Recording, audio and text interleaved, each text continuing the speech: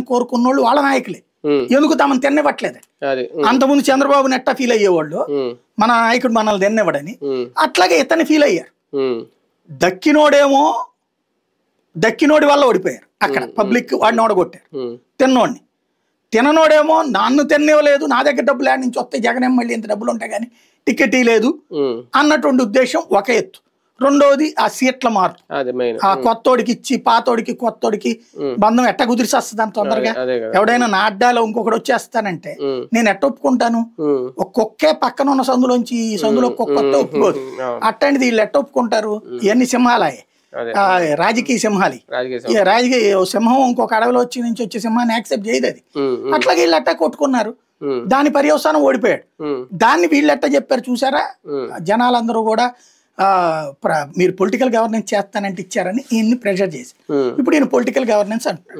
Political governance లో ఈ common political governance అంటే ఏంటి? వాస్తవంగా ఈయన ఉద్దేశం మంచిది. ఎట్లాగా? ఒక అధికారి పెన్షన్ ఇవ్వలేదు, ఒక అధికారి సంక్షేమ పథకం ఇవ్వలేదు, కార్పొరేటర్ చెప్తే ఇచ్చేయాలయ్యా, మా తెలుగుదేశం కార్పొరేటర్ చెప్తే, మా ఎమ్మెల్యే చెప్తే ఇచ్చేయాలయ్యా అని చెప్తున్నాడు. ఇది వీళ్ళు సద్వినియోగం చేసుకుంటే ఓకే. జన్మభూమి కమిటీల తాతలు అయ్యారు, జన్మభూమి కమిటీల తాతలు అయ్యారు. ఎమ్మెల్యే డైరెక్ట్ గా ఇవ్వడం, ఆ నాయకులే పట్టుకొస్తారు. ఈ నాయకుడు తింటున్నాడు అక్కడ, ఎమ్మెల్యే కూడా తెలిసి ఉండకపోవచ్చు కూడా. అంటే ఏడాదిన్నర అయిపోయింది కదా సార్ ఇప్పటికి. ఇలాంటి చాలా బాబు గారి దృష్టికి వెళ్ళినాయి అనేది వెళ్ళే ఉండుంటాయి. పోనీ చాలా అనే దాంట్లో పోనీ 25% అయినా వెళ్ళి ఉంటాయి.